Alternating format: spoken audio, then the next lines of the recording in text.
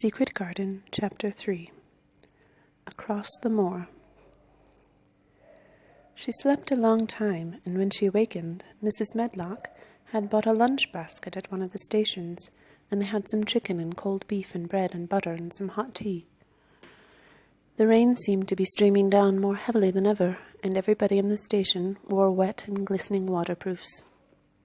The guard lighted the lamps in the carriage, and Mrs. Medlock cheered up very much over her tea and chicken and beef. She ate a great deal, and afterward fell asleep herself, and Mary sat and stared at her and watched her fine bonnet slip on one side until she herself fell asleep once more in the corner of the carriage, lulled by the splashing of the rain against the windows. It was quite dark when she awakened again. The train had stopped at a station, and Mrs. Medlock was shaking her. "You have had a sleep," she said. "It's time to open your eyes. We're at Thwaite Station, and we've got a long drive before us." Mary stood up and tried to keep her eyes open while Mrs. Medlock collected her parcels. The little girl did not offer to help her, because in India native servants always picked up or carried things, and it seemed quite proper that other people should wait on one. The station was a small one, and nobody but themselves seemed to be getting out of the train. The station master spoke to Mrs. Medlock in a rough, good-natured way, pronouncing his words in a queer, broad fashion, which Mary found out afterward was Yorkshire.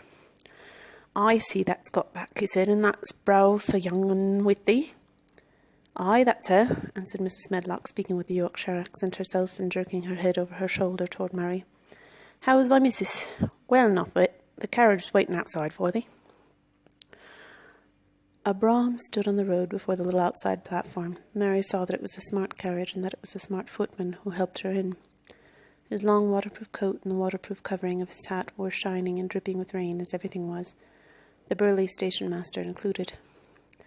When he shut the door, mounted the box with the coachman, and they drove off, the little girl found herself seated in a comfortably cushioned corner, but she was not inclined to go to sleep again. She sat and looked out of the window, curious to see something of the road over which she was being driven to the queer place Mrs. Medlock had spoken of. She was not at all a timid child, and she was not exactly frightened, but she felt that there was no knowing what might happen in a house with 100 rooms nearly all shut up, a house standing on the edge of a moor. "What is a moor?" she said suddenly to Mrs. Medlock. "Look out of the window in about 10 minutes and you'll see," the woman answered. "We've got to drive 5 miles across Mason Moor before we get to the manor. You won't see much because it's a dark night, but you can see something." Mary asked no more questions, but waited in the darkness of her corner, keeping her eyes on the window. The carriage lamps cast rays of light a little distance ahead of them, and she caught glimpses of the things they passed. After they had left the station, they had driven through a very tiny village, and she had seen whitewashed cottages and the lights of a public house. Then they had passed a church and a vicarage and a little shop window or so in a cottage with toys and sweets and odd things set out for sale. Then they were on the high road, and she saw hedges and trees. After that there seemed nothing different for a long time, or at least it seemed a long time to her. At last the horses began to go more slowly, as if they were climbing uphill, and presently there seemed to be no more hedges and no more trees. She could see nothing, in fact, but a dense darkness on either side. She leaned forward and pressed her face against the window just as the carriage gave a big jolt. We're on the moor now, sure enough," said Mrs. Medlock. The carriage lamps shed a yellow light on the rough-looking road, which seemed to be cut through bushes and low-growing things which ended in the great expanse of dark apparently spread out before and around them. A wind was rising and making a singular wild, low-rushing sound. It's not the sea, is it?" said Mary, looking round at her companion. "No, not it," answered Mrs. Medlock. Nor is it isn't fields nor mountains. It's just miles and miles and miles of wild land that nothing grows on but heather and gorse and broom, and nothing lives on but wild ponies and sheep." "I feel as if it might be the sea, if there were water on it," said Mary. "It sounds like the sea just now." "That's the wind blowing through the bushes," Mrs. Medlock said. "It's a wild, dreary enough place to my mind, though there's plenty that likes it, particularly when the heather's in bloom." On and on they drove through the darkness, and though the rain stopped, the wind rushed by and whistled and made strange sounds. The road went up and down, and several times the carriage passed over a little bridge beneath which water rushed very fast with a great deal of noise. Mary felt as if the drive would never come to an end, and that the wide bleak moor was a wide expanse of black ocean through which she was passing on a strip of dry land. "I don't like it," she said to herself. "I don't like it," and she pinched her thin lips more tightly together. The horses were climbing up a hilly piece of road when she first caught sight of a light. Mrs. Medlock saw it as soon as she did and drew a long sigh of relief. "I'm glad to see that bit of light twinkling," she explained. "It's a light in the lodge window. We shall get a good cup of tea after a bit, at all events." It was after a bit, as she said, for when the carriage passed through the park gates there was still 2 miles of avenue to drive through, and the trees, which nearly met overhead, made it seem as if they were driving through a long, dark vault. They drove out of the vault into a clear space and stopped before an immensely long but low-built house which seemed to ramble round a stone court. At first Mary thought that there were no lights at all in the windows, but as she got out of the carriage she saw that one room in a corner upstairs showed a dull glow. The entrance door was a huge one made of massive, curiously shaped panels of oak, studded with big iron nails and bound with great iron bars. It opened into an enormous hall which was so dimly lighted that the faces in the portraits on the walls and the figures in the suits of armour made Mary feel that she did not want to look at them. As she stood on the stone floor, she looked a very small, odd little bleak figure, and she felt as small and lost and odd as she looked. A neat, thin old man stood near the manservant who opened the door for them. "You are to take her to her room," he said in a husky voice. "He doesn't want to see her. He's going to London in the morning." "Very well, Mr. Pitcher," Mrs. Medlock answered. "So long as I know what's expected of me, I can manage." "What's expected of you, Mrs. Medlock," Mr. Pitcher said, "is that you make sure that he's not disturbed and that he doesn't see what he doesn't want to see." And then Mary Lennox was led up a broad staircase and down a long corridor and up a short flight of steps and through another corridor and another until a door opened in a wall and she found herself in a room with a fire in it and a supper on a table. Mrs. Medlock said unceremoniously, "Well, here you are. This room and the next are where you'll live, and you must keep to them. Don't you forget that." It was in this way Mistress Mary arrived at Misselthwaite Manor, and she had perhaps never felt quite so contrary in all her life. Chapter 4. Martha. When she opened her eyes in the morning, it was because a young housemaid had come into her room to light the fire and was kneeling on the hearthrug raking up the cinders noisily. Mary lay and watched her for a few moments and then began to look about the room. She had never seen a room at all like it, and thought it curious and gloomy. The walls were covered with tapestry with a forest scene embroidered on it. There were fantastically dressed people under the trees, and in the distance there was a glimpse of the turrets of a castle. There were hunters and horses and dogs and ladies. Mary felt as if she were in the forest with them. Out of a deep window she could see a great climbing stretch of land which seemed to have no trees on it, and to look rather like an endless, dull, purplish sea. "What is that?" she said, pointing out of the window. Martha, the young housemaid, who had just risen to her feet, looked and pointed also. "That there," she said. "Yes, that's the moor," with a good-natured grin. "Does thou look like it?" "No," answered Mary, "I hate it." "That's because thou'rt not used to it," Martha said, going back to her hearth. "Thou thinks it's too big and bare now, but thou will like it." "Do you?" inquired Mary. "Aye, that I do," answered Martha, cheerfully polishing away at the grate. "I just love it. It's none bare. It's covered with growing things and smells sweet. It's fair lovely in spring and summer when the gorse and broom and heathers in flower. It smells of honey, and there's such a lot of fresh air, and the sky looks so high, and the bees and skylarks make such a nice noise humming and singing. I wouldn't live away from the moor for anything." Mary listened to her with a grave, puzzled expression. The native servants she had been used to in India were not in the least like this. They were obsequious and servile, and did not presume to talk to their masters as if they were their equals. They made salams and called them protector of the poor and names of that sort.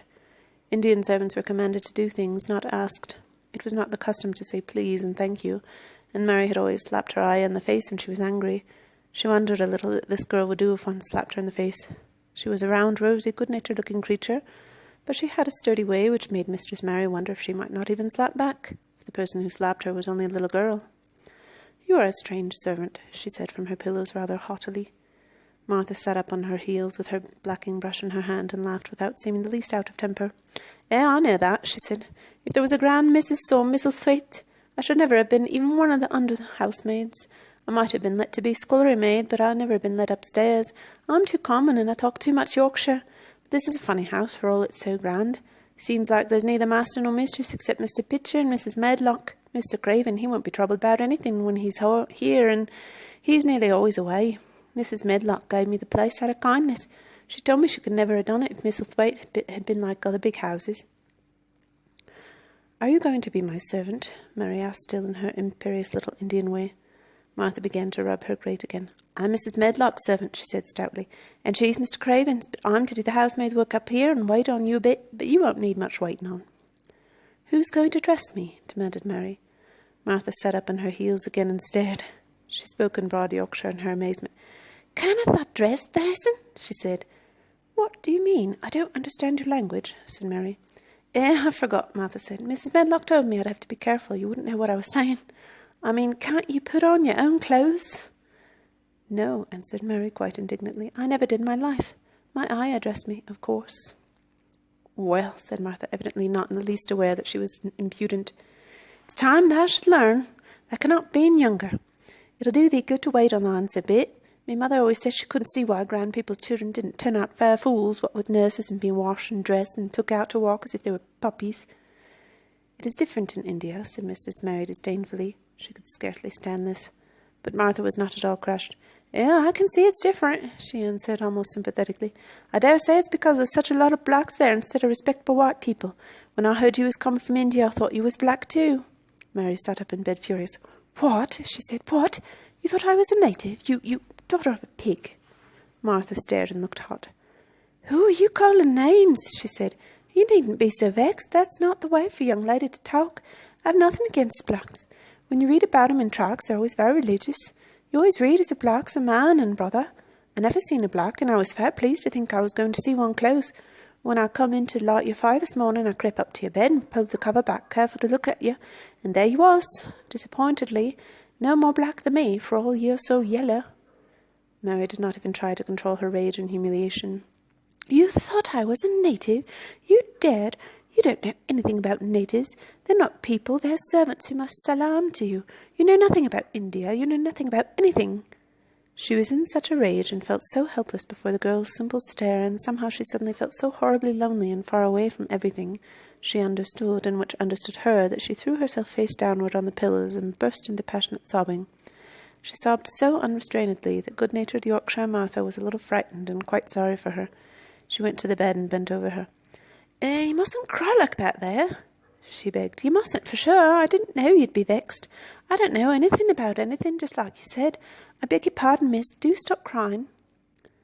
There was something comforting and really friendly in her queer Yorkshire speech and sturdy way which had a good effect on Mary. She gradually ceased crying and became quiet. Martha looked relieved. "It's time for thee to get up now," she said. "Mrs. Medlock and I was to carry the breakfast and tea and dinner into the room next to this. It's been made into a nursery for thee. I'll help thee on with thy clothes if thou get out of bed. If the buttons are at the back, thou cannot button them up thyself." When Mary at last decided to get up, the clothes Martha took from the wardrobe were not the ones she had worn when she arrived the night before with Mrs. Medlock. "Those are not mine," she said. "Mine are black." She looked the thick white wool coat and dress over and added with a cool approval, "Those are nicer than mine." "These are the ones they must put on," Martha answered. "Mr. Craven ordered Mrs. Medlock to get 'em in London. He said, 'I won't have a child dressed in black wandering about like a lost soul.' He said, 'It'd make the place sadder than it is. Put colour on her.' Mother said she knew what he meant. Mother always knows what a body means. She doesn't hold with black hairs." "I hate black things," said Mary. The dressing process was one which taught them both something. Martha had buttoned up her little sisters and brothers, but she had never seen a child who stood still and waited for another person to do things for her as if she had neither hands nor feet of her own. "Why doesn't thou put on thy own shoes?" she said when Mary quietly held out her foot. "My ayah did it," answered Mary, staring. "It was the custom." She said that very often. It was the custom. The native servants were always saying it. If one told them to do a thing their ancestors had not done for 1,000 years, they gazed at one mildly and said, "It is not the custom," and one knew that was the end of the matter. It had not been the custom that Mistress Mary should do anything but stand and allow herself to be dressed like a doll, but before she was ready for breakfast she began to suspect that her life at Misselthwaite Manor would end by teaching her a number of things quite new to her, things such as putting on her own shoes and stockings and picking up things she let fall. If Martha had been a well-trained, fine young lady's maid, she would have been more subservient and respectful, and would have known that it was her business to brush her hair and button boots and pick things up and lay them away. She was, however, only an untrained Yorkshire rustic who had been brought up in a Moorland Cottage with a swarm of little brothers and sisters who had never dreamed of doing anything but waiting on themselves and on the younger ones who were either babies in arms or just learning to totter about and tumble over things. If Mary Lennox had been a child who was ready to be amused, she would perhaps have laughed at Martha's readiness to talk, but Mary only listened to her coldly and wondered at her freedom of manner. At first she was not at all interested, but gradually, as the girl rattled on in her good-tempered, homely way, Mary began to notice what she was saying. You should see 'em all," she said. "There's 12 of us, and my father only gets 16 shillin' a week. I can tell you my mother's put to it to get porridge for 'em all. They tumble about on the moor and play there all day, and mother says the air of the moor fattens 'em. She says she believes